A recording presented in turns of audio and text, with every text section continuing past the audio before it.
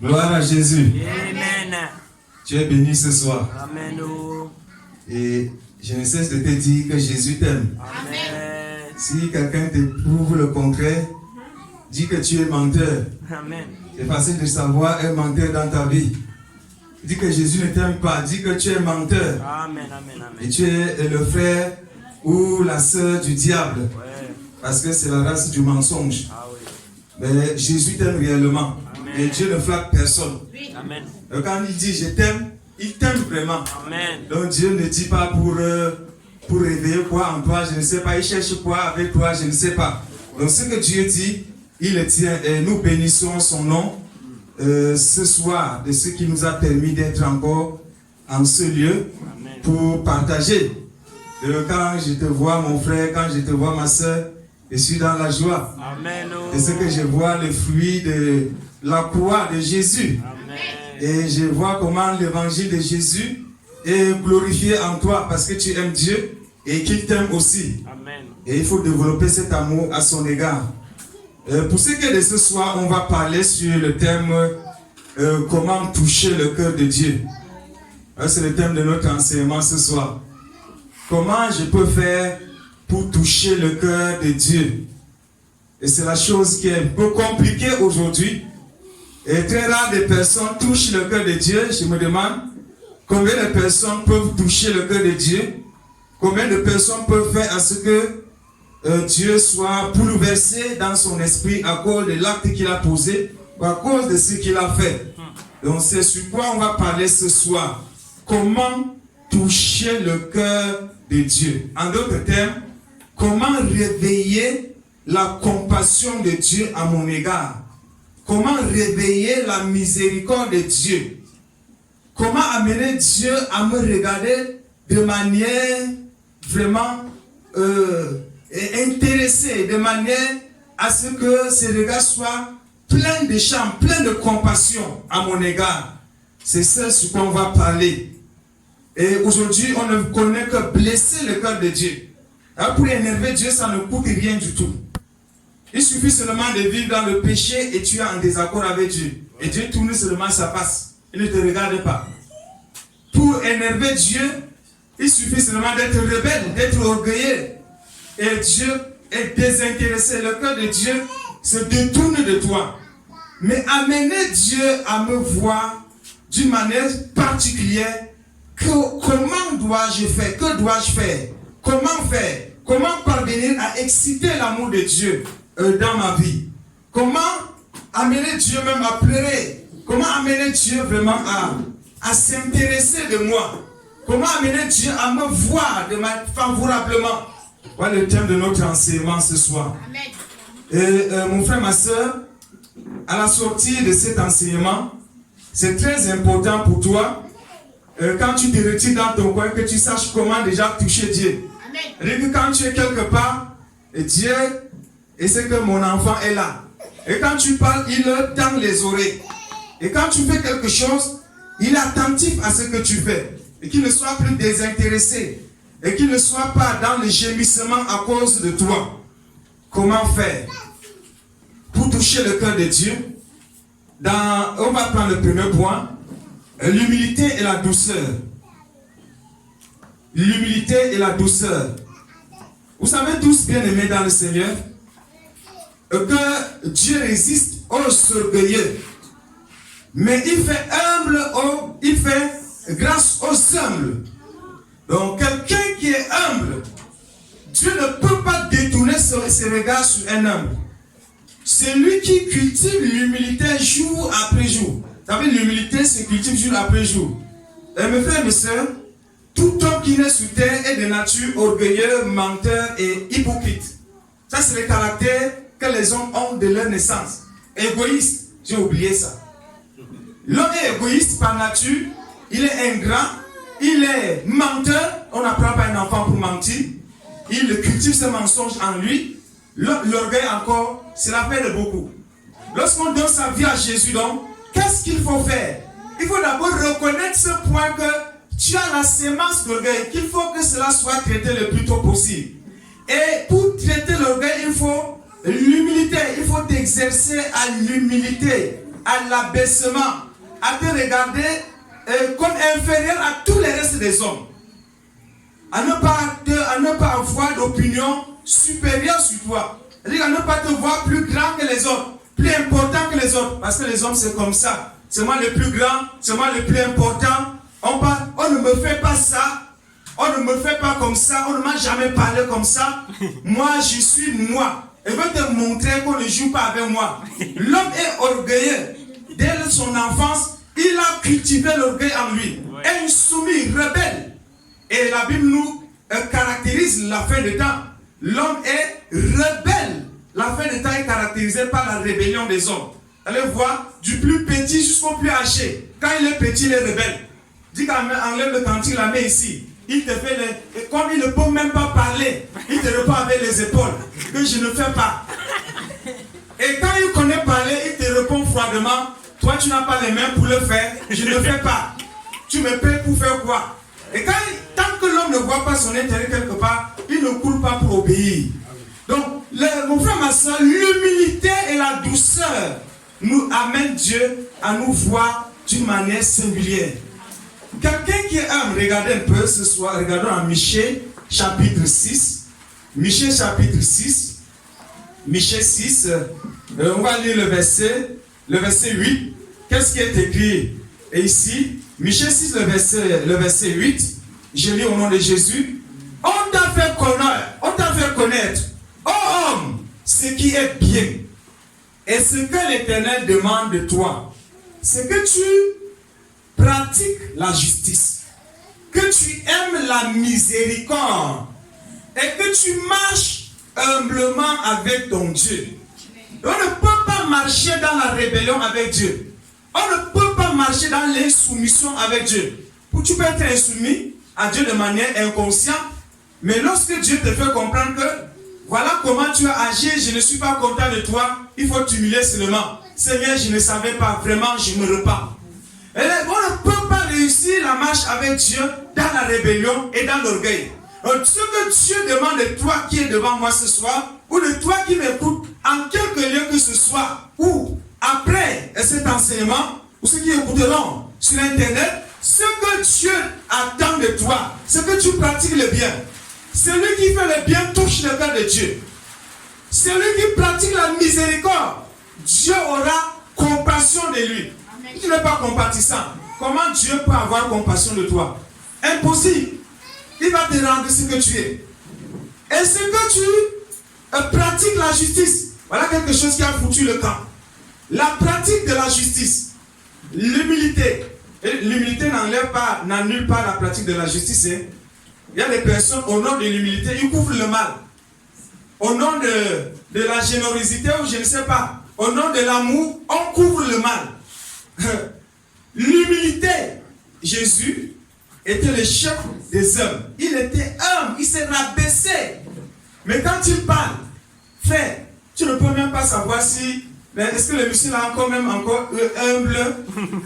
L'humilité et la lâcheté et la timidité ne sont pas des choses, ne sont pas dans la même famille. Amen. Ils sont bien parallèles. La timidité ne fait pas partie de l'humilité. Ouais. La fausse compassion, la fausse humilité, ça n'a rien à voir avec l'humilité. L'humilité et la justice vont ensemble, avec la miséricorde et la compassion. Et la douceur, comme Jésus est doux, il a dit, je suis doux. Prenez mon joug sur vous. Prenez mes instructions, car moi je suis doux et humble. Et si tu prends la douceur de Jésus, tu prends l'humilité de Jésus, alors tu vas toucher le cœur de Dieu. Toutes les fois que tu es humble, frère, tu touches le cœur de Dieu. L'obéissance à sa parole. Lorsqu'on obéit à Dieu, on est en train de toucher son cœur. Et surtout la façon d'obéir à Dieu, ça compte beaucoup plus. Imagine un peu un enfant que tu envoies et qui n'est jamais rebelle à tes ordres. Et toutes les fois que tu envoies l'enfant là, il obéit à toi. Il obéit à tes ordres, à tes commandements. Il ne viole pas. Il fait tout ce que tu lui demandes de faire. Ça touche le cœur de Dieu. Donc il faut cultiver l'obéissance. Il faut cultiver l'obéissance à la parole de Dieu. La soumission à la parole de Dieu. Je ne sais même pas. Frère, si on compte déjà la parole de Dieu qu'on a même mis en pratique, c'est un problème. Tu vas être tellement abandonné et livré à Dieu au point où, si on t'a dit que tu as oublié à commettre la parole de Dieu, tu ne sais même pas par où commencer. Quand tu désobéis même à un seul instant à la parole de Dieu, tu reconnais et tu vois comment tu es coupable devant Dieu. Et tu te repens même. Et quand tu es avec Dieu et tu désobéis, tu ne peux pas marcher avec Dieu dans la désobéissance. Tu reconnais directement. Ceux qui ont l'esprit de Dieu reconnaissent qu'ici, là, ça ne va pas. Ils comprennent. Tu comprends qu'ici, là, quelque chose ne marche pas. Tu fuis, tu trouves vraiment quelque chose ne marche pas. Tu as désobéi quelque part à Dieu. Il faut te repentir. L'obéissance à la parole de Dieu est quelque chose de capital pour que nous puissions toucher le cœur de Dieu. Comment tu obéis à Dieu? Frère, il y a des personnes qui obéissent à Dieu. Obéir lentement n'est pas obéir. Il y a des personnes qui obéissent à Dieu avec le temps. Mais d'autres là, dès que la parole sort, il va directement, je prends un exemple simple. Deux personnes viennent à l'église avec les cheveux de chinois sur la tête. Et on prêche sur les cheveux de chinois. L'autre, il attend seulement que ses pieds se mettent dehors pour enlever. Peut-être même il veut raser avec ses cheveux. Il est pressé de rentrer pour enlever. Il court. Dès qu'il rentre, la première des choses qu'il fait, c'est de détacher les cheveux des chinois pour obéir à la parole. Mais l'autre, il attend la conviction du Saint-Esprit. Dieu n'a pas encore parlé. Dieu ne m'a pas encore convaincu. Vous voulez dire que tous ceux qui ont les cheveux des chinois là sur la terre, Dieu va les envoyer en enfer? Oui. Personne avec les cheveux des chinois ne peut entrer au ciel. Ils sont en enfer. Si l'on s'est repenti, il s'est débarrassé de ça avant de mourir. Qu'on ne vous trompe pas. Frère, je ne peux pas oublier ce que Dieu a fait le temps des déluges. 8. Même si on n'atteint pas 8, quand le temps de Dieu arrive, il va anéantir le monde entier. Amen. Il n'a pas commencé sur nous. Jésus a dit que ça sera au même. Ça sera pareillement comme au temps de Noé. L'obéissance à la parole de Dieu, comment tu obéis? Frère, si on a même dit quelque chose ici, là, par motif de conscience, il faut obéir rapidement. Enlève même la chose là, ça te coûte même à quoi? Tu es né avec ça. Tu es né avec ça. Tu es né avec quoi? Tu n'avais rien. Rien. Même l'habit. Frère, si tu me dis que ta chemise là, ça me dérange, je vais enlever. Amen. Je cherche l'autre. Ça dérange. Par motif de conscience, les gens qui vraiment qui désobéissent pour rien à Dieu, qui s'attachent, c'est la preuve que tu es idolâtre. Amen. Ton cœur est attaché à la chose là. Les idolâtres ne s'ignorent pas. Ça se voit à l'œil nu. Quand déjà tu ne peux pas te détacher de quelque chose et qu'on parle une fois, deux fois, tu maintiens la chose. Une fois, deux fois, tu maintiens la chose. Tu es idolâtre. C'est ton Dieu que tu es en train de servir. L'obéissance, c'est les gens qui obéissent à Dieu, vraiment ça ne vaut pas la peine. Comme un paresseux pour celui qui l'envoie.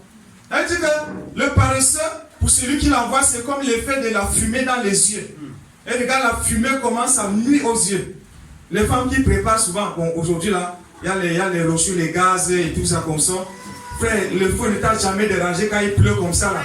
Tu vois la fumée dans tes yeux. Tu comprends ce que Dieu est en train de dire. Amen. Tel est le paresseux pour celui qui l'envoie. Telle est une désobéissance à la parole de Dieu pour Dieu. Et dans ces conditions, tu ne peux pas toucher le cœur de Dieu. Tu ne peux pas. Tu ne peux pas. Donc quand on dit quelque chose, frère, sois prompt à obéir. Si ta devise soit l'obéissance à l'éternel, tu t'assois même comme ça là, Dieu, tu vas encore même quoi? Tu veux que j'enlève même encore quoi? Toi, tu vois quoi encore qu'on doit enlever? Dis-moi, je vais enlever. Et tu enlèves. Il y a des gens qui viennent comme ça là. Quand on prêche, il est comme ça. On va encore toucher mon père là aujourd'hui. On va vraiment toucher ton père là aujourd'hui. Parce que Dieu veut que tu obéis à lui. La crainte de Dieu. C'est lui qui craint Dieu alors touche directement son cœur. Frère, la crainte de Dieu est quelque chose qui ne s'ignore pas. Celui qui ne craint pas Dieu n'a rien à voir avec lui. Elle ne peut pas le toucher, ne peut pas toucher son cœur. On va lire dans Ésaïe chapitre 66. Ésaïe chapitre 66.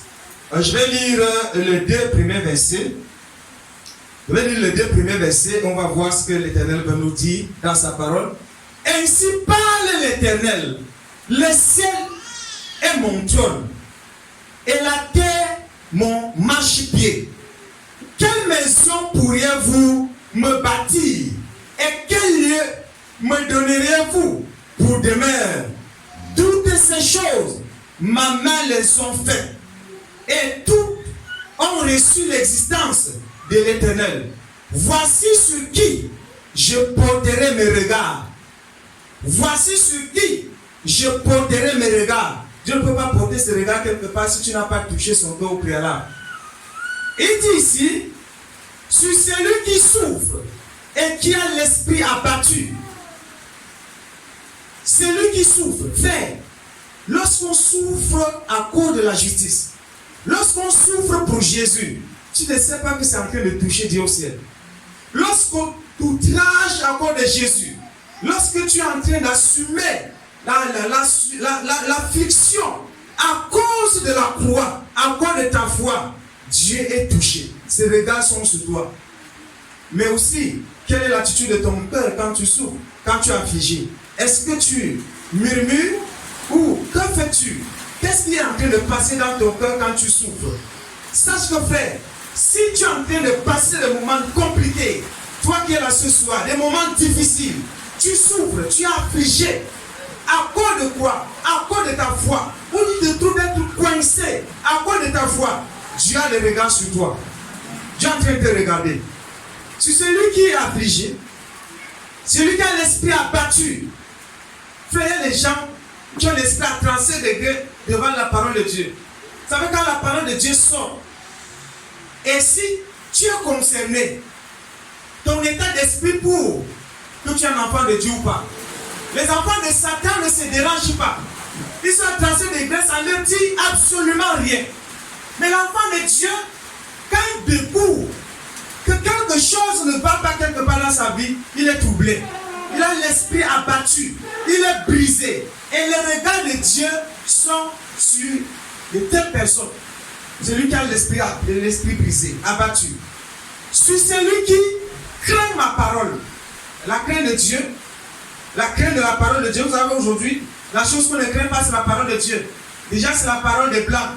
C'est la chose des Blancs. C'est la chose du pasteur. C'est la chose des frères. C'est la chose de la colonisation.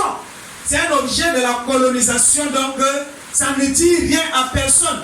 Donc quand il pose ce que la Bible dit, quand il lit la parole de Dieu, Dieu va envoyer les impudiques en enfer. Frère, il faut lui qu'avec la Bible ouverte. Il se masturbe avec la Bible ouverte. Il lit sa condamnation, ça ne lui dit rien.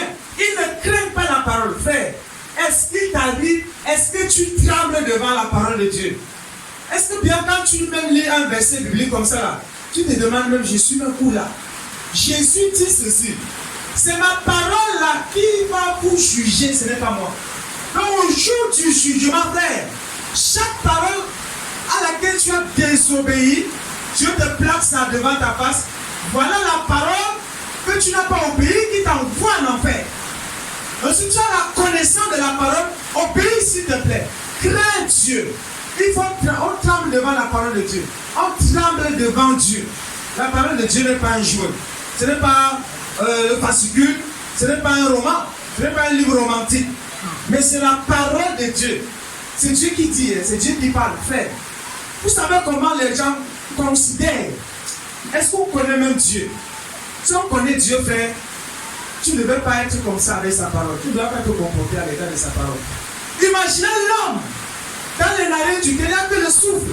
Quand c'est là pour faire les discours, les gens bouleversent, ils bloquent leur programme de travail pour suivre le discours d'un homme, d'un président de la République. Oh, il parle aujourd'hui. Le discours du président, c'est à 20h. Donc, on arrête les taxis, on s'arrête pour suivre le discours. On comprend pour les critiquer pour certains. Parce que les hommes sont comme ça, des hypocrites et des méchants. Mais quel que soit le cas quand même, il y a des gens qui tremblent quand un homme parle. Mais quand Dieu parle, frère, quel est ton comportement? Quel est ton état d'esprit devant la parole de Dieu? Puis quand il s'adresse encore à toi, elle te dit que voilà quelque chose qui ne va pas dans ta vie. Il faut craindre Dieu. Et la crainte de Dieu, c'est la haine du mal. On ne peut pas dire que je crains Dieu, comme je vois certains. Craindre Dieu, c'est venir se prosterner à l'église. Craindre Dieu, c'est passer devant la chapelle où il y a un démon accroché sur une idole, on baisse la tête, on s'élève, on dit qu'on craint Dieu, on passe à la trois statues, on enlève le chapeau, on perd Dieu, on dit que ce n'est pas la crainte de Dieu. Ça, c'est la crainte des démons, c'est la peur. C'est la peur qui amène la personne là. Il dit que si je ne fais pas ça, le démon là va me tourmenter la nuit. C'est vrai, il va te tourmenter. Parce que tu vis dans le péché et tu es obligé de l'adorer. Et sache que tu adores Satan ou pas, il te tourmente. Il n'a pas de compassion. On ne fait pas l'alliance avec le diable. Il n'existe pas d'alliance de paix avec Satan. Que tu obéis à lui, que tu désobéis, il s'assure que tu sois dans le tourment. C'est son objectif. Oh, Jésus a traité avec nous une alliance de paix. Donc, quand tu es avec Jésus, tu es dans la paix, tu es dans la joie, tu es dans le repos et tu es dans l'allégresse. Et c'est la meilleure des choses. Bien-aimé, n'oublie pas ce soir que nous sommes en train de parler sur le thème comment toucher le cœur de Dieu. Comment quelqu'un qui ne craint pas Dieu peut toucher son cœur? Il va faire comment? Tu n'as pas la crainte, tu fous la parole de Dieu au pied. Comment tu peux toucher le cœur de Dieu? Dieu ne peut rien faire avec toi. Comment toucher le cœur de Dieu? Il faut comprendre quelque chose ce soir. Toucher le cœur de Dieu, c'est quoi? Chaque fois que tu as touché le cœur d'un frère de Jésus, d'une sœur de Jésus, ou d'un serviteur de Dieu, ou d'un prophète de Dieu, tu as touché le cœur de Dieu. Et les gens qui croient qu'ils vont gérer le ciel et lui seulement seul, une place. Frère, tu ne vois pas Dieu. Tu ne vois pas Dieu. Comment tu peux vérifier que le cœur de Dieu est touché? C'est facile. C'est facile. Est-ce que tu touches? Comment est-ce que tu touches le cœur de ton frère, le cœur de ta soeur, ou le cœur de ton pasteur, ou le cœur du serviteur de Dieu? Comment est-ce que tu touches son cœur? Ce serait toucher le cœur de Dieu. Jésus a dit que toutes les fois que vous avez fait ces choses à l'un de ces petits qui croient en moi, c'est à moi que vous avez fait. Ça veut dire quoi? La réaction de ces petits de Jésus face à l'acte que tu as posé à son égard, c'est exactement la réaction de Dieu envers toi. Ça veut dire quoi? Un enfant de Dieu est malade, quand je lui rends un ministère, ou bien quand je lui rends visite, quand je le sais, quand je l'aide, quand je m'en fais la compassion et la miséricorde, tel son cœur est touché parce que je fais, tel le cœur de Dieu est touché. Lorsque le frère de Jésus a faim, et tu prends, tu lui donnes à manger, il s'assoit là, son estomac est rempli, parce que tu l'as rempli. Ce n'est pas son argent, pas ses efforts. Il se pose la question, qui m'a même donné ça? Son cœur étant touché, le cœur de Dieu au ciel aussi est touché. Si tu fais quelque chose pour le serviteur de Dieu, si son cœur est touché, le cœur de Dieu sera touché. Je ne suis pas en train de dire qu'on doit chercher à plaire aux hommes. C'est différent. Plaire aux hommes, c'est différent de manifester l'amour de Dieu à son égard au point de toucher l'amour de Dieu qui est en lui. Alors de plaire aux hommes, je fais pour lui, pour chercher sa faveur, pour chercher de lui quelques compassions, quelques faveurs, pour qu'il me fasse du bien après, quand j'aide son frère comme ça, parce que les païens, quand je lui donne comme ça, il a des calculs, à de longues années. Hein. Il peut faire des calculs au bout de 20 ans, je serai même comment, qu'est-ce que je peux aider, qu'après 20 ans, qu'on peut se souvenir de mon enfance. Ça, ce n'est pas ça. On ne cherche pas à plaire aux hommes en Christ. Tout ce que tu fais, si tu cherches à plaire aux hommes, l'apôtre Paul a dit, si je cherche encore à plaire aux hommes, je ne serai plus appelé serviteur de Dieu. Le serviteur de Dieu ne plaît pas à quelqu'un. Que quelqu'un veuille ou pas, il pose son acte. Que tu veux, tu prennes ou pas. Il a 37 degrés, il a servi Dieu. Mais puisque ce qu'il fait est conforme à la volonté de Dieu, certainement un enfant de Dieu sera touché. Amen. Comment faire pour toucher le cœur de Dieu? Frère, il est très important que toi qui es ici, assis ce soir, il faut chercher ceci. Comment je peux toucher le cœur de Dieu? Quand bien même je viens dans l'assemblée là, quelle attitude je dois adopter pour que je ne sois pas mal vu de Dieu? Quel comportement dois-je adopter pour que le cœur de Dieu soit touché? Quelle position prendre même pour prier afin que je puisse accéder rapidement au cœur de Dieu? Quel comportement, quel état d'esprit doit m'animer? Comment je dois arriver devant Dieu? Comment je peux commencer Pour toucher le cœur de Dieu, le plus important, tu peux venir à l'église, te balader, rentrer comme tu es venu. Quand tu viens, rassure-toi de sortir en ayant gratté le cœur de Dieu. Comme si le frère s'y m'a dérangé aujourd'hui. La sœur s'y, regardez là. Là, c'est dans l'assemblée que le cœur, que les yeux de Dieu se dirigent vers toi et que sa compassion se manifeste à ton égard. Il y a des gens qui viennent à l'église embêter Dieu. Quand ils viennent, Dieu regrette pourquoi il est venu. Frère, donc il faut comprendre que dans tout ce que nous faisons, rassurons-nous que nous pouvons atteindre le cœur de Dieu en ça. Que ce soit en œuvre ou en parole. Tu restes comme ça dans ton esprit. Quand je fais cette chose-là, comment Jésus est? Comment est le visage de Jésus? Comment est la face de Jésus? Tu peux imaginer si Jésus est fâché ou Jésus est content de toi. Ou si comment je peux réveiller l'amour de Dieu? Comment je peux toucher le cœur de Dieu? Un orgueil ne peut pas. Frère, si tu viens devant Dieu comme un grand, tu seras debout jusqu'à... Tu seras planté comme un planton. Tu ne peux pas toucher Dieu. Il faut comprendre que pour toucher le cœur de Dieu, ceux qui touchent le cœur de Dieu ne touchent pas forcément l'homme. Très souvent, quand on accède au cœur de Dieu, le païen est dérangé. Il te persécute même. Tu crois que c'est toi qui connais prier, tu crois que c'est toi qui connais adorer, c'est toi qui connais chanter, c'est toi qui connais faire ça, il te regarde avec mépris.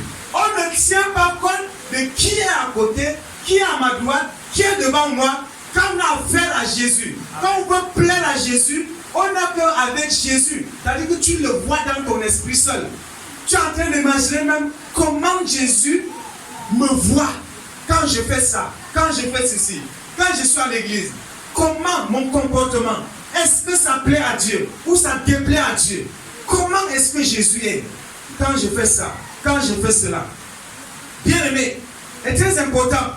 Parce que très souvent, on ne touche pas le cœur de Dieu. Tu peux passer des tours, des temps et des temps et des temps sans pouvoir toucher le cœur de Dieu. Et ton défi ce soir, c'est de pouvoir toucher le cœur de Dieu. C'est de pouvoir accéder au cœur de Dieu.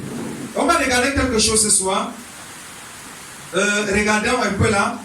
Même par nos façons même de faire, par l'offrande que nous faisons, on peut toucher le cœur de Dieu. Amen. Par la libéralité, on touche le cœur de Dieu. On peut amener Dieu à faire ce qu'il ne veut pas faire. Lorsqu'on pose certains actes, Dieu ne s'attend jamais à certaines choses que tel ne pouvait pas. Dis que mais celui-ci, il m'a surpris vraiment. Nous savons que rien ne surprend Dieu. Mais quand tu poses certains actes, frère, Dieu au ciel, il se lève même, il regarde. Il dit merde, celui-ci m'a eu aujourd'hui. Comme je ne suis le débiteur de personne, il va s'arranger à ce qu'il n'y a pas match entre toi et lui. Il te rend ça à l'instant T. Parce que Dieu n'est le débiteur de personne. Amen. On va voir, regardez par exemple une femme dans la Bible qui a touché le cœur de Dieu. Qui a touché le cœur de Dieu par son offrande. On va voir dans Marc chapitre 12.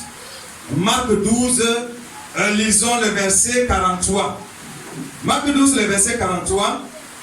Il est écrit: alors, Jésus, ayant appelé ses disciples, leur dit: je vous le dis en vérité, cette pauvre veuve a donné plus qu'aucun de ceux qui ont mis dans le tronc.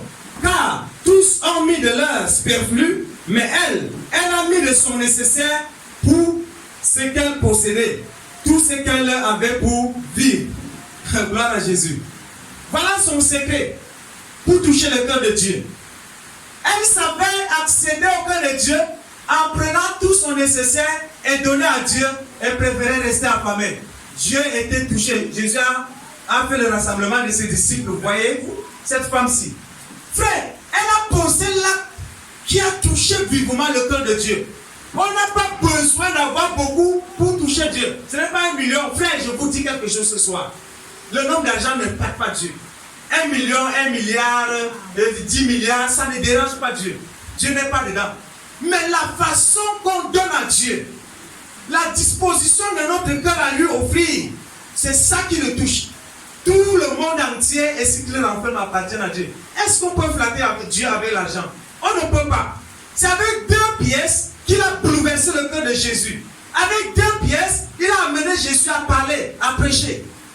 Frère, est-ce que tu peux toucher le cœur de Dieu par ta façon d'offrir quelque chose à Dieu. Est-ce que tu peux amener Jésus à parler? Il a ouvert la bouche de Jésus. Et je suis Jésus n'était pas au point de parler ici. Mais à cause de l'acte que cette femme a posé, Jésus s'est levé, il a dit à ses disciples, cette femme-ci a bouleversé le ciel. Parce qu'elle a su comment offrir à Dieu. Elle a donné de son nécessaire à Dieu. Donc toi qui es là ce soir, ou toi qui m'écoutes, à quelque lieu que ce soit, laisse-moi te dire, avec le moindre des choses, tu peux exciter Dieu. Tu peux toucher le cœur de Dieu. Comme cette femme aussi l'a fait. Nous allons voir encore un cas ici, la Sunamite. La femme Sunamite, dans 2 Rois chapitre 4, on va voir ce qu'elle a fait ici. 2 Rois chapitre 4, comment cette femme a aussi bouleversé le cœur de Dieu. 2 Rois chapitre 4, je vais lire à partir du verset 8. Il est à partir du verset 8. Un jour, Élisée passait par Sunem. Il y avait là une femme de distinction à qui le pressa d'accepter à manger. Et toutes les fois qu'il passait, il se rendait chez elle pour manger. Donc Élisée se voyait déjà chez cette femme comme c'était chez lui. Et toutes les fois qu'Élisée passait, Élisée avait son plat dans la maison de cette femme.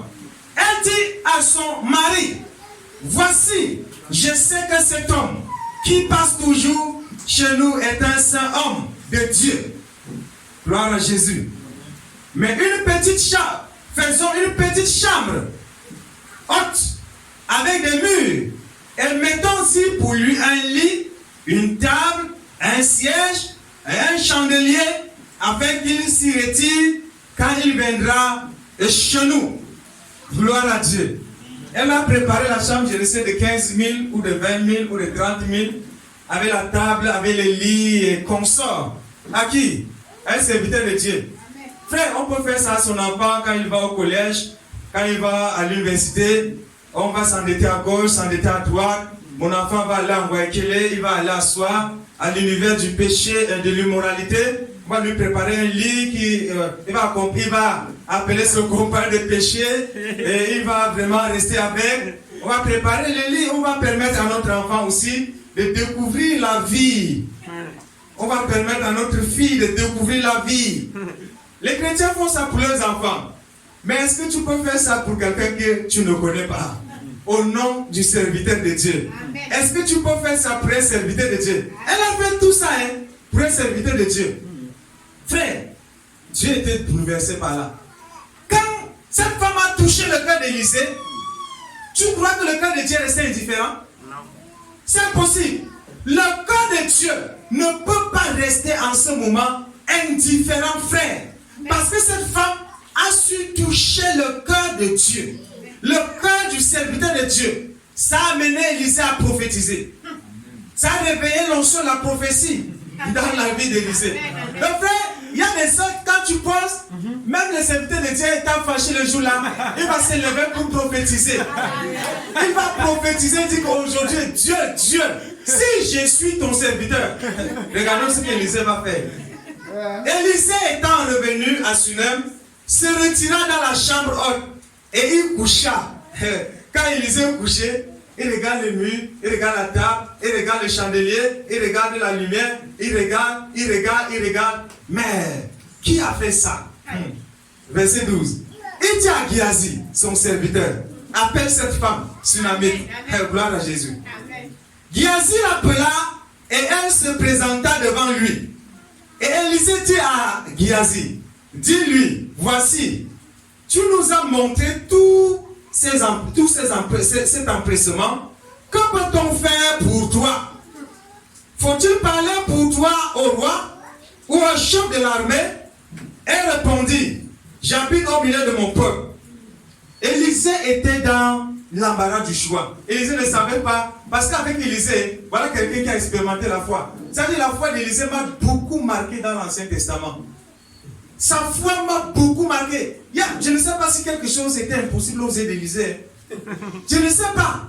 Si Élisée a vu quelque chose d'impossible, il voyait ça comme un rien. Il avait totalement confiance en Dieu. Amen. Il savait que Dieu pouvait nourrir Israël en un seul jour. Oui. Ils n'ont pas cultivé longtemps. Ils n'ont pas les champs, ni la vie. Ils n'ont rien. Et Élisée avait la foi que demain ou le soir, ils seront abreuvés, ils seront nourris. Élisée avait la foi que l'eau amère, il a saigné, il jette comme ça le morceau de sel. Voilà pourquoi les faux prophètes, les faux prophètes, ils ne peuvent pas. Frère, c'est la foi. Élisée a manifesté la foi. Amen. Élisée a manifesté la foi et à ceci, il n'y avait rien d'impossible. Il a fait des choses terribles. Il va ressusciter même l'enfant de cette femme. Il ressuscite le mort. Hein? Gloire à Jésus. Amen. Il dit à son serviteur de Dieu, à son serviteur, qu'est-ce qu'on peut faire à cette femme?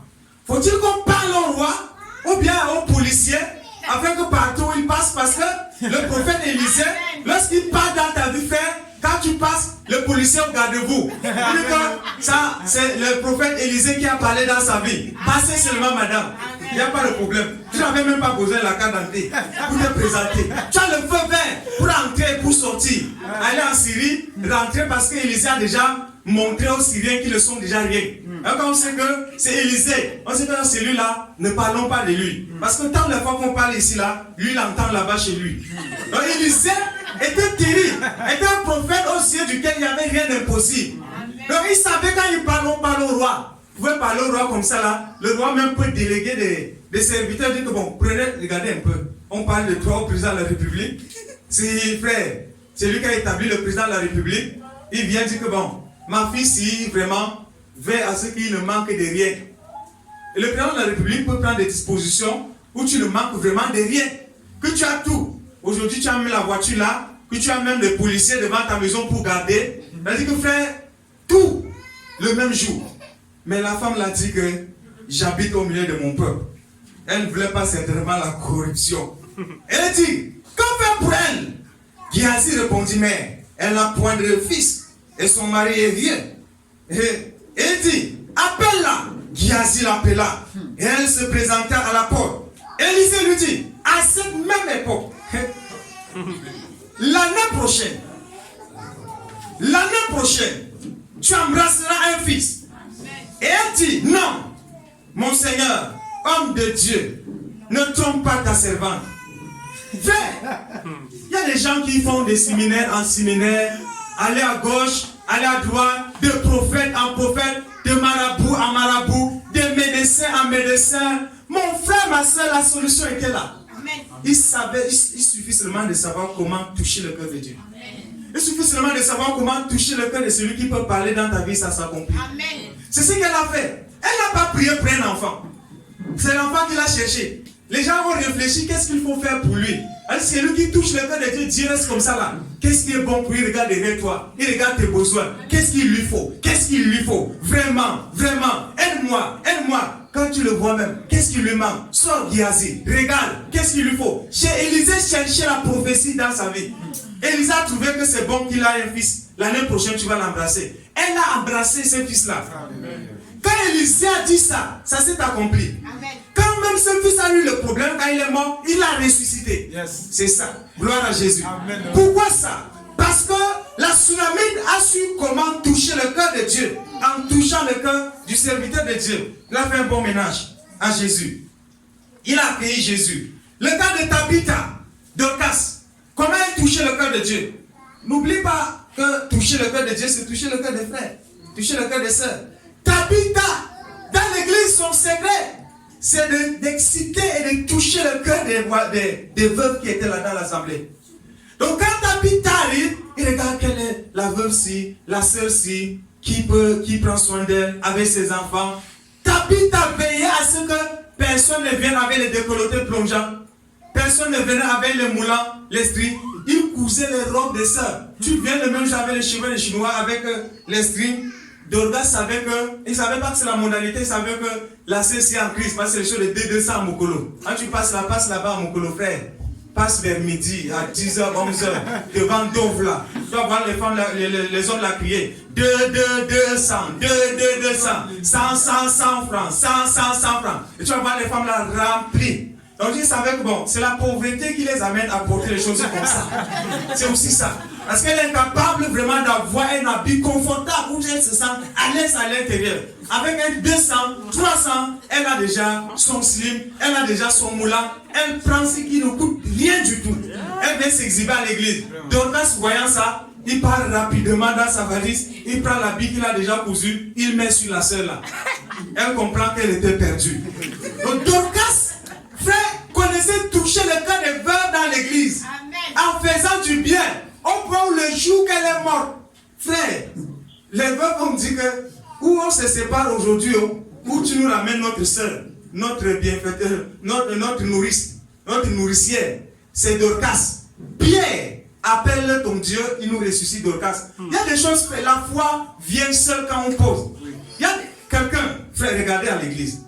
Il y a des frères, il y a des sœurs, quand ils sont malades. Qui est malade? Tel frère ou telle sœur. Tu ne sais pas par où la foi vient. Tu pries seulement. Tu es sûr qu'il va guérir. Il y a des gens quand ils sont malades, tu es sûr que Dieu déjà l'a guéri directement. Tu es sûr qu'il a déjà la guérison rapidement. Parce que tu sais que Dieu ne va pas laisser une telle personne partir. C'est que tu le laisses partir, toi-même, tu vas comprendre, le corriger dans l'église. C'est toi alors tu vas, regarde, ils sont venus au biais de Dorcas avec tout ça, les habits, les chaussures, tout ce que Dorcas a fait. Ils venaient pleurer, Pierre, depuis que tu es là, tu nous as cousu combien des habits, ressuscite-nous Dorcas, c'est Dorcas qui nous a cousu ça, ressuscite-nous Dorcas, nous avons vu que Jésus a ressuscité les morts, ressuscite-nous Dorcas. Elle ne voulait rien entendre. Il y a des gens comme ça, quand ils parlent à Dieu, rien sauf la solution à ces problèmes. Dieu va agir. Dieu va agir. Et qu'est-ce qui a amené les gens à parler à ta faveur comme ça? C'est l'acte que tu posais. Parce que tu touchais le cœur des gens. Quand tu touchais le cœur, le jour où tu seras dans le malheur, Dieu sera sur le lit d'hôpital avec toi. Quand tu es couché à l'hôpital, Jésus est couché là avec toi. Je suis là, je suis là. Tu ne parles pas encore. Alléluia. Amen. Donc, il faut donc savoir, frère, je ne sais pas quel est ton secret. Qu'est-ce que tu fais pour toucher souvent le cœur de Dieu? Qu'est-ce que tu fais pour exciter Dieu souvent? C'est très important. Frère, même s'il faut pleurer, pour que Dieu soit touché, il faut pleurer. C'est pas pour rien qu'on dit dans l'église de pleureurs. Oui, l'église de pleureurs. Amen. On pleure pour toucher le cœur de Dieu. Quand il y a des enfants, regardez les petits enfants. Si vous voyez que son père ne s'intéresse pas trop à elle, ou bien sa mère, elle invente des fausses pleurs comme ça là. Elle pleure, elle attend le bébé, viens, prends le biscuit, prends ça, on le sait, on le porte, il est content, il rit. Frère, il faut même s'il faut pleurer pour que Dieu soit touché, pleure. Il faut pleurer. Il faut pleurer pour que le cœur de Dieu soit touché. Est-ce que quand tu pleures, il y a des gens quand ils pleurent, Dieu lui-même pleure. Oui. Et quand il pleure, Dieu frémit en son esprit. Regardons un peu dans la Bible. Regardez dans Jean chapitre 11. On voit quelque chose qui s'est passé ici. On va voir ce qui s'est passé entre Jésus et une de ses disciples ici. Jean chapitre 11, je lis après le verset 33. Jésus, la voyant pleurer. Jésus voyant tel seul pleurer. Jésus voyant tel frère pleurer. Ça ne va pas laisser Jésus lui-même le jour-là. Jésus la voyant pleurer, elle et les Juifs qui étaient venus avec elle, mais c'est elle que Jésus voyait pleurer. Tous les Juifs pleuraient, mais c'est elle que Jésus voyait pleurer.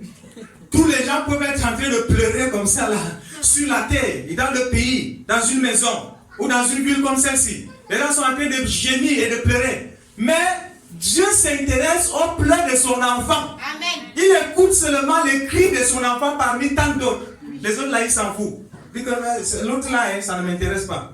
C'est son enfant. C'est comme l'enfant qui part. Regardez une maman qui part chercher ses enfants à la maternelle. Quand il arrive là, et chaque enfant pleure à la porte. Il fallait arriver à la porte. Quand tu arrives à la porte, il pleure, celui-là pleure, et celui-là sait comme ça là, il pleure, il gémit, se gêne même. Où est ma mère, où est maman? Personne ne le console. Parce que c'est déjà 13 heures. L'enfant a faim. Il fallait voir sa mère rapidement. La maman regarde son enfant, il retire, elle part avec son enfant. Il ne va pas dire non, calme-toi, ta maman vient bientôt. Elle dit parce qu'elle regarde son enfant qui pleurait. Bébé, on rentre à la maison. On rentre à la maison. C'est la même chose que Dieu fait avec ses enfants quand ils pleurent. Et donc quand certains juifs pleuraient, Jésus ne voyait pas d'autres juifs. Il voyait qui? Il voyait Marie. Amen. Qui était venue avec elle. Frémit en son esprit. Il fut tout ému. Frère, Marie pleurait, Jésus était ému. Jésus a frémi en son esprit. Est-ce que tu peux, si ton secret, quand tu pleures, Jésus frémit, il est ému, passe ton temps à pleurer. Ah oui. Et si tu découvres quand tu pleures, Jésus, il bouge déjà sur son trône. Ton ministère, c'est de pleurer. Donc, tout le fois que tu viens devant lui, commence à pleurer. Ne te fatigue pas pour pleurer. Parce que tu as déjà trouvé le coin faible de Jésus où tu peux toucher. C'est ça que Marie faisait ici. Donc, quand Marie a su que Jésus frémissait, elle était mieux. Marie, quand elle se retirait celle-là, il commence à pleurer. Et même au ciel, Jésus frémissait. Jésus frémissait. Quand les enfants de Dieu pleurent, quand c'est l'âme coule comme ça là, Jésus ne sera pas indifférent. Il va frémir, il sera dérangé. Et il dit, où l'avez-vous mis? Jésus va même prophétiser. Seigneur, lui répondit-il, viens et vois. Jésus pleura. Frère, elle est partie jusqu'à mener Jésus à pleurer. Voilà le verset où j'ai vu Jésus pleurer. Après ça, ce n'était que le fouet qui a exigé le pleur à Jésus. Quand on fouettait, Jésus pleurait. Parce qu'il avait la chair et le sang. Quand on le fouettait, il pleurait, les larmes coulaient. Il pleurait, il saignait là sur la croix. Mais ici, ce n'est pas à cause de fouet. C'est à cause de l'amour que Marie avait manifesté à son égard. Parce que Marie, c'était deux sœurs en Christ. Il y avait Marthe. Marthe, quand elle a vu Jésus venir de loin, elle a adressé directement à Jésus. Si tu étais ici, mon frère n'allait pas mourir. Jésus, tu as un retard. Le retardataire. Elle a commencé à prêcher à Jésus. Mais l'autre, quand l'autre a vu Jésus, elle est venue tomber au pied de Jésus. Seigneur, elle a dit Seigneur. Et quand elle dit Seigneur, Jésus regarde quelqu'un comme ça à ses pieds. Et quand elle pleure, Jésus lui-même, il est dépassé. Frère, il faut cherche le secret par lequel tu touches facilement le cœur de Dieu. Marie avait ce secret-là. Jésus pleurait. Sur quoi les Juifs disaient, voyez comment il l'aimait. Ah oui, voyez comment il l'aimait, il l'aime. Jésus aime celui qu'il aime. Ah oui. Jésus a dit, c'est en fonction du pardon de vos péchés que vous manifestez l'amour. Celui à qui on pardonne beaucoup, aime beaucoup. Mais celui à qui on ne pardonne pas beaucoup, il a quelle reconnaissance? Il a même fait quoi pour moi? Je pouvais m'en sortir même seul. Il croit que si je ne bois pas le vin, je pouvais même laisser avec le temps. Il ne voyait pas, même les musulmans ne boivent pas. Ça veut dire qu'il croit même à... C'est pas quelque chose qui me dépasse trop, hein.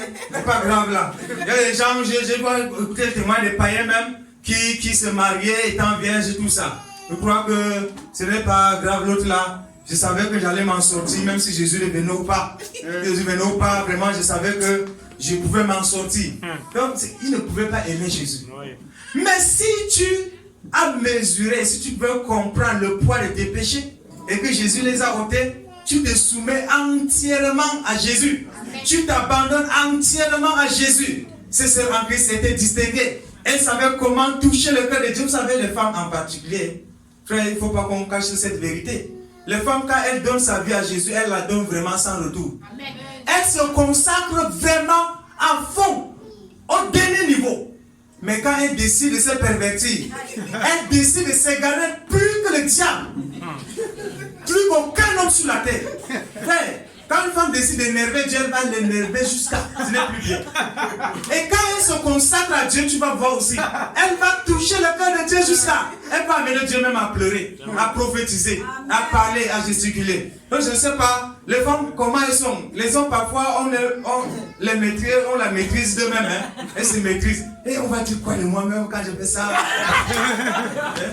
On va dire que non. Non, quand même, je suis un homme, je suis de Mais même dans les données, laissez regarder.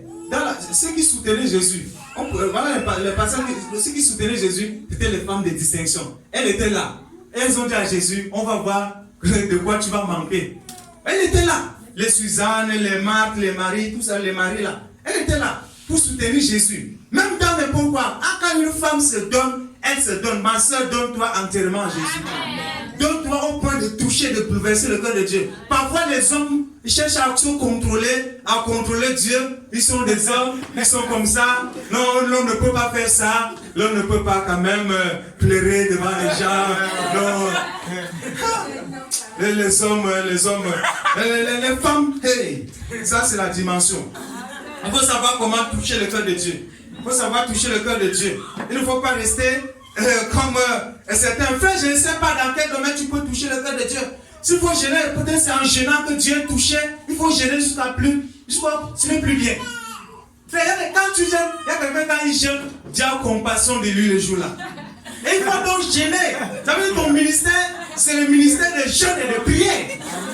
Amen. Comme le cas de Anne dans la Bible. La Bible dit que Anne a abandonné la volupté, les désirs, les plaisirs du monde. 7 ans de mariage. Elle a laissé frère, 7 ans de mariage. Quand son mari est mort, vraiment, frère, le jour du jugement, Jésus va appeler Anne. Anne, viens ici. Alors, les faux gens qui viennent avec les fausses excuses là. Non, mon mari m'a abandonné. Non, mon mari est mort depuis. Si c'était mort, même on allait comprendre. Mon mari est parti, il m'a laissé. Je vais faire comment? Mon mari est ceci, mon mari est descendu. Ma femme est montée, descendue. Tu ne comprends pas. Il va appeler Anne. Anne, viens. Il va te montrer même la Anne. Elle s'est mariée vierge à 7 ans. Peut-être elle a peut-être votre âge là. À 7 ans, la Bible dit, elle est restée au temple. Elle demeurait nuit et jour dans le jeûne et la prière. Elle prêchait Jésus. Amen. Elle prêchait avant les apôtres. C'est biblique. Lisons un peu voir ce que ça veut dire. Lisons un peu dans la Bible. Peut-être on s'est trompé de versets. On va voir si vraiment si Anne a prophétisé. Et regardez, lisons le verset 36. Il y avait aussi, Luc chapitre 2, le verset 36, il y avait aussi une prophétesse Anne, fille de Phanuel, de la tribu d'Azer. Elle était fort avancée en âge et elle avait vécu 7 ans avant son mariage. 7 ans avant son mari, avec son mari depuis sa virginité. Donc elle n'était pas comme à notre génération. Restée veuve et âgée de 84 ans, elle ne quittait pas le temple et elle servait Dieu nuit et jour dans le jeûne et dans la prière. C'est comme ça qu'elle savait toucher le cœur de Dieu. Quand elle a découvert que elle touchait déjà le cœur de Dieu en gênant, en priant. Quand son mari est mort, dit bon pied la route, tu m'as devancé, je te suivrai après. Moi je m'en vais parce que mon secret est de jeûner, de prier. C'est ça qui touche le cœur de Dieu. Elle est restée à l'église 84 ans. Waouh! 84 ans. Frère, 84 ans. Je ne sais pas évaluer. Elle s'est mariée à quel âge? Donnez-lui 20 ans même. Bon, disons, si elle s'est mariée à 20 ans, elle a fait 7 ans, 27 ans. 27 ans moins 84 ans, ça va rester combien? Cher mathématicien. Frère, regardez ce qu'elle a fait. Dans le jeûne et la prière. Je suis sûr qu'il y a certains qui vont voir, quand les 21 jours là vont finir, il est sorti de la prison. La prison là va finir même temps. La prison là va finir, mais depuis là, ça ne finit pas. Depuis là, je vais manger quand? Depuis, je ne mange plus. Mon pain est chargé. Depuis, je ne connais plus les déjeuners. Depuis là, je ne bois plus les jus glacés. Je ne bois plus, je ne fais plus. Frère, Anne, 57 ans comme ça, dans les jeûnes et la prière. C'est terrible. Tu crois que comment le cœur de Dieu ne sera pas touché? Frère, comment le cœur de Dieu ne sera pas touché? Donc quand tu chantes, tu découvres que tu accèdes facilement au cœur de Dieu. Quand tu chantes, tu découvres que tu excites facilement l'amour de Dieu. Tu amènes directement Dieu à agir dans ta vie. Tu vois déjà les portes ouvertes. Tu te sens vraiment à l'aise sur le plan spirituel. Frère, jeune, ne t'étourdis pas dans le manger et le boire. Prie. Quand tu pries, il y a des personnes qui ont des ministères de prière particuliers. Il y a des personnes qui sont nées intercesseurs. Le cas de Samuel. Samuel est un véritable intercesseur. Moïse, un puissant intercesseur. Ils ont découvert que c'est en priant, en restant devant Dieu. Moïse, quand il vient devant Dieu là, il oublie directement à manger. 40 ans, il prie. 40 jours, il prie. 40 ans, si tu veux. Il a fait 40 ans au désert, non? Il priait constamment. Moïse, frère, priez. Si en priant, tu excites facilement Dieu, prie comme personne n'a jamais prié dans l'église. Viens à l'église comme ça, même commence à te chauffer pour rien. Commence à t'énerver, à prier, à passer comme ça. Tu dis aujourd'hui là, mon lit, tu ne me verras pas. On va prier, Seigneur, on va prier. Quand tu pries, le cœur de Dieu est touché. Prie, frère. Prie pour l'église. Prie pour les frères. Tu auras une grande récompense. Le cœur de Dieu est touché. Donc Anne, regardez maintenant le verset 38. Étant survenue, elle aussi, à cette même heure, elle louait Dieu et elle parlait de Jésus à tous ceux qui attendaient la délivrance de Jérusalem. Amen. Voilà comment Anne prophétisait Christ. Elle prophétisait sur le Messie. Elle prêchait sur Jésus. La consolation vient. Comme vous voyez là, elle ne sentait pas la famille hein, parce que sa consolation c'était en Christ. Sa consolation c'était en Jésus. Frère, toi qui es là ce soir, qu'est-ce qu'il faut faire pour que le cœur de Dieu soit touché? Comment accéder au cœur de l'Éternel des armées? Quand tu fais quelque chose là, Dieu, il gémit. Il pleure, il regrette. Tu dis que vraiment, c'est encore va me décevoir. Et puis quand tu pars quelque part, Dieu regarde comme ça, il fait sa main comme ça là. Tu dis que c'est encore déçu. Et c'est encore déçu. Je vais me faire comment? Pardon, ne parle pas ma fille. Tu vas me décevoir là-bas. Dieu est affligé. Dieu regarde comme ça, vous savez, comme les gens faisaient souvent quand on joue le match de football. Quand on est au point de marquer les buts, les païens sont comme ça, il a la position, c'est comme lui qui va même tirer le ballon. C'est comme c'est lui qui va même tirer le ballon pour que ça aille dans le filet. Il vient comme ça, là, quand ça là, il dit ah, vraiment, je savais que c'est un mouilleur même là-bas. Frère, ne faut pas me dire que je savais que tu vas me décevoir là-bas. Je savais que c'est un mouilleur là-bas. Bien aimé, Anne savait comment toucher le cœur de Dieu. Comment faire pour toucher le cœur de Dieu? Même s'il fallait marcher à pied pour venir à l'église, pour que le cœur de Dieu soit touché, fais-le. Amen. Frère, les gens qui, quand ils marchent peut-être à pied là, il a honte. Le contrôle de soi nous déconnecte de Dieu. Quand tu te contrôles, quand tu cherches à te maîtriser, tu regardes à droite, tu regardes, on va dire que tu vas où comme ça là. Frère, ne pas gérer, il ne faut pas gérer les choses comme ça. Il faut marcher à pied, marcher. Tu as fait 2, 3, 4 kilomètres pour venir à l'église. Tu viens, tu t'échauffes là, tu vas dire que tu t'assois là, tu te reposes. Jésus c'est que voilà, le cœur de Dieu est touché. Mais donc avant de venir là, Jean maudit Dieu combien de fois dans son cœur on ne comprend pas. Ça c'est même quand tu souffres, il y a une façon de digérer la souffrance qui amène Dieu à être touché directement. Mais au moment de toucher, de traverser la souffrance, si tu viens par cœur faire, comme on t'a obligé de venir, qu'est-ce qu'il faut faire vraiment? Si je ne viens pas, on va faire comment? Tu viens, tu as pleuré, tu as maudit. Pasteur là même, pourquoi même prêcher l'évangile? Et c'est même tranquille encore là, il m'a dérangé. Si je ne viens même pas, c'est eux même qui vont commencer encore à prêcher sur moi dimanche. C'est eux qui font les choses comme ça. Tu es en prison! Tu es dans la prison, mon frère, ma soeur. C'est mieux de rentrer et de reposer bien dans le monde. C'est mieux de rentrer. Personne ne parle. Il y a des gens qui sont venus ici partir. On est parti chercher personne. Qu'est-ce qu'on connaît? On ne gère même pas la maison des gens. On est parti chercher qui que ce soit. Et que ça va, hein? J'ai persévéré, c'est bon. C'était bon. Ok, c'était bon. On te dit que c'était bon. C'est mieux comme ça. Quand de venir comme quelqu'un, on tire sur la corde, on tire, viens encore mon frère. Pourquoi tu ne viens pas? Viens encore si on te pose la question. Pourquoi tu ne viens pas, frère? Pourquoi tu ne viens pas? Sache que tu as le problème avec Jésus. Et que tu ne connais pas toucher le cœur de Dieu. Tu peux avoir le nécessaire. Tu peux avoir même l'argent pour le travail. Tu dis que je viens comme ça là, à pied aujourd'hui là. Je vais marcher comme ça là. Mes jambes là, vont marcher comme ça là. Les gens qui ont peur de marcher, comme ça va leur coûter quoi? Frère, regardez ce que l'apôtre Paul faisait. Paul même n'était pas épargné dans 2 Corinthiens chapitre 12. Regardez ce que l'apôtre Paul, il regardait, se plaisait dans des conditions où Jésus est touché. Paul se plaisait dans les conditions où Jésus est touché et glorifié. Si nous lisons dans 2 Corinthiens chapitre 2 chapitre 12, le verset 10, qu'est-ce qu'il écrit? C'est pourquoi je me plais dans les faiblesses, dans les outrages, dans les calamités, dans les persécutions. Frère, même si Peut-être c'est quand tu es persécuté que Dieu est content de toi. Et les gens, quand il est persécuté, Dieu est touché facilement. Dieu frémit, Dieu vraiment tremble. Dieu dit que ouais, ma fille c'est encore aujourd'hui. On l'a fait ça dur. Ma fille. Le jour là, il te donne une petite révélation.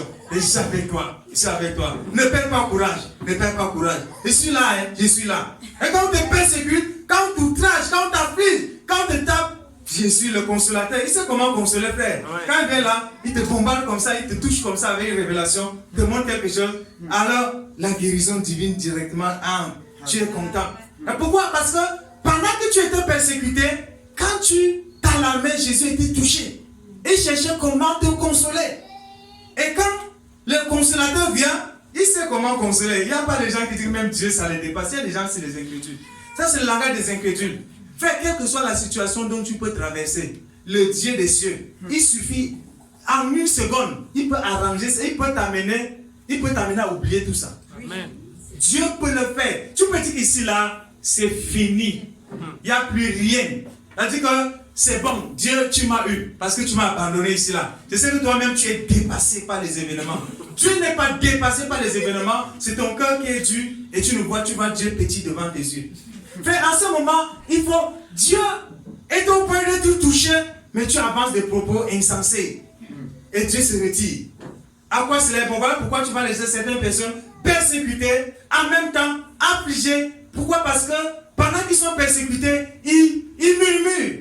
Ils s'adressent à Dieu, ils s'adressent contre Dieu. Où il est déloué. L'apôtre Paul s'est blessé dans la persécution. Quand il venait de voir le ciel ici, ici là. 2 Corinthiens chapitre 12. Jésus l'a montré le ciel. Jésus a pris Paul, il a montré la vision, le ciel. Il a raconté, si tu lis plus haut. Pourquoi? Parce que Paul étant persécuté, Jésus savait comment le consoler. Et quand Jésus lui montrait les choses comme ça là, il dit, je me plais même dans la persécution parce que c'est quand je suis faible que je suis fort. Quand je suis persécuté que j'ai des révélations. Frère, quand tu es persécuté, est-ce que tu as des révélations? Quand tu n'as pas de problème, quand tu es insouciant, quand tu es dans l'insouciance, les chrétiens oisifs n'ont pas de problème. J'ai pas le problème parce que c'est dans le problème que Dieu me console, que Dieu me visite, que Dieu vient me parler, me consoler. Quand tu es dans le problème, Dieu visite celui qui est dans le problème. Il le console. Dans les faiblesses, il n'est pas le faiblesse du péché. C'est quand il dit que la chair est faible, ils sont encore tombés dans la fornication, pasteur. Ma chair est faible. Non!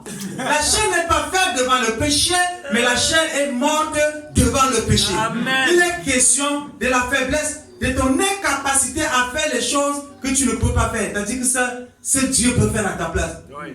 On peut t'outrager, on peut parler de toi là où tu n'es pas, on peut te faire ceci. D'abord, Jésus était mort à cause de sa faiblesse. Frère, c'est dans quelles conditions tu te plains? Si tu découvres que quand je suis comme ça, Dieu est touché. Paul, c'est pas facile avec lui. Hein. On ne persécute pas au Cameroun. On le fouettait, on le flagellait, on l'avait même tué. Il a vu la Bible. Paul était mort, on l'a tué. Les gens l'ont jeté comme ça, l'a lapidé, jeté. Jésus l'a ranimé le souffle. Quand il se lève là, il dit, c'est avec beaucoup de tribulations qu'on va aller au ciel. Louons le Seigneur. Frère, comment toi-même, toi qui viens de recevoir seulement les injures de ta mère, de ton père, jamais il te voit encore à l'église là. Toi, Paul te dit, il te regarde, il te montre comme ça là. Il te montre les blessures comme ça là. Il chante avec les blessures. Au point l'ange vient ouvrir les prisons. Il te montre. Ça fait beaucoup de tribulations qu'on va au ciel. Toi-même tu comprends que ta part là, c'est rien. Seigneur, ma mère m'a rien fait, mon père m'a rien fait. Il fallait même qu'il me tape encore. Amen. Vous savez beaucoup de tribulations que nous allons au ciel. Que ce soit les calamités, dans les persécutions, dans les détresses. Dans les détresses. Dans le moment de la détresse. Frère, quand tu es dans les détresses, Dieu est touché. Quand tu gardes l'intégrité, il ne t'abandonnera pas. Il est avec toi. Jésus est avec toi. Dis toi-même, Jésus est avec moi. Jésus est avec moi. Amen. Amen. Jésus est avec moi. Jésus. Il dit, je ne t'abandonnerai pas. Amen. Et ce qui peut amener Jésus à agir constamment dans nos vies, c'est quand nous sommes devant les problèmes, devant les situations, devant les circonstances de la vie. Notre prière même, c'est différent. Notre façon de prier, c'est différent. Parfois même, on prie pour que Dieu nous envoie la persécution. Un chrétien qui n'a pas de problème de prier, on constate qu'il prie peu. Hein? Et quand un chrétien n'a pas de problème, il a déjà son travail, il a déjà son mariage qu'il cherchait là, il a déjà son bureau, sa maison, il a déjà à manger, il regarde, il n'a pas de problème comme ça là. Il va Seigneur, je te rends grâce, l'Éternel qui bénit, la bénédiction de l'Éternel, ne souffre d'aucun chagrin, on chante intercantique, Alléluia, Amen. Alléluia, Amen. On va à l'église, Alléluia, Amen. On prie, il rêve, il a rempli son estomac avec sa nourriture, il mange, il boit. Frère, tu meurs spirituellement. Frère, le chrétien, qu'il soit dans l'abondance ou non, il a le problème. Dieu permet ça pour que nous veillions debout. Dieu nous permet que nous vivons comme au ciel là. Nous serons des chrétiens paresseux. Des chrétiens paresseux, ça ne vaut pas la peine. On ne va même pas prêcher l'évangile. Tu vas prêcher comment? Non, ma femme, mon mari, mon enfant, je vais le chercher, mon enfant, vraiment, je vais aller le chercher à l'école, mon enfant est monté, descendu, mon travail, mon ceci. Non, on ne peut plus faire rien, on ne peut plus rien faire pour Dieu. Gloire à Jésus. Donc ce soir, Dieu voulait que nous parlons sur comment toucher le cœur de Dieu. Est-ce que toi qui es là ce soir, tu connais déjà comment tu peux faire pour toucher le cœur de Dieu? Amen. Quel comportement faut-il adopter pour toucher le cœur de Dieu? Comment se tenir devant sa présence pour toucher son cœur? Elle dit que vraiment, oui, aujourd'hui là j'ai parlé avec le Seigneur. Vraiment non, aujourd'hui j'étais dans la présence de Dieu. Aujourd'hui j'étais avec le Seigneur. Vraiment je ne veux même pas sortir d'ici. Vraiment Seigneur c'est bon. Si vous avez goûté que la bonté de Dieu est bonne, vraiment frère, il faut t'attacher à ce Jésus. Il faut chercher à tous les prix, à tout moment, le moyen par lequel tu peux toucher Dieu. Il y en a, chacun ici là, chacun individuellement, Dieu t'a réservé un moyen par lequel tu peux communiquer plus facilement avec lui. Et si tu ne cherches pas, c'est le Saint-Esprit qui peut te montrer ça. Cherche. Quand tu fais ceci, vois. Et souvent là où tu le fais, peut-être qu'en prêchant l'évangile, Dieu touchait facilement. Frère, lève-toi, va prêcher comme un fou au marché, dans les rues. Va, prêche seulement, parle. Si on se moque de toi, très souvent, c'est quand on nous voit comme des fous que Dieu est touché. Frère, quand tu même danses, comme David dansait, Dieu était touché. Pendant que Dieu tout touché, Michal, sa femme païenne, se moquait de lui. Il dit, frère, un roi comme ça qui danse, il ne se contrôle pas. Oui, un roi qui danse, frère, tu as tes pieds, même s'il faut sauter, saute, gesticule, frère, bouge seulement. Il faut bouger. Ne serait-ce qu'il faut que Dieu soit touché. Il faut danser pour Dieu et non pas pour ton voisin, et non pas pour ton frère, et non pas pour quelqu'un, et non pas pour renverser les gens. Je danse pour Jésus. Quel que soit, frère, Dieu a mis la capacité à nous de danser. Il n'y a pas quelqu'un qui ne connaît pas danser. Donc, comme les gens connaissent contrôler Dieu, ils dansent. Des choses comme ça là. C'est les seuls qui connaissent danser. Et les frères, très souvent brûlants, qui connaissent ça. Moi, je ne connais pas faire les choses comme ça. Et que la loi jamais va s'arrêter quand? Mais ça arrête les choses comme ça. Dans son cœur, il dit arrêtez-moi ça. Mais quand on a dit que ça va s'arrêter même quand? Celui qui ne connaît pas toucher le cœur de Dieu est fâché pendant la louange. Il est disposé, dérangé. Et ce n'est pas bien, frère. La louange, ça c'est un moment du culte où on touche réellement le cœur de Dieu. Quand ces enfants louent Dieu, Dieu s'élève au ciel. Il s'élève. Il reçoit les louanges. Et quand on chante l'hymne, frère, le président de la République est debout. On ne peut pas chanter l'hymne national et il est assis sur son fauteuil. Même si avec son âge là, même si il fait comme ça, même si Paul le gros costume pour qu'on ne constate pas son mouvement, de donner tâtonnement là, frère, il est comme debout du début jusqu'à la fin. Quand ces enfants louent le Seigneur, quand ces enfants l'adorent, Dieu lui-même est au garde-vous pour recevoir la louange et l'adoration. Et pendant ce temps, Dieu l'a dérangé, importuné. Je ne vois pas ce genre de policiers. Ces policiers, d'abord, quand tu les vois, leur pouvoir de vermer les jours là, avec le zèle qu'ils ont, ils sont debout, ils ont repassé leur tenue, ils sont bien là avec leur flûte, ils sont là quand tu les vois, c'est la fin du monde. Et après ce verme là, il n'y a plus la vie. Gloire à Jésus. Donc ce soir, frère, connais comment toucher le cœur de Jésus. On va arrêter comme ça ce soir. Que le nom du Seigneur soit béni.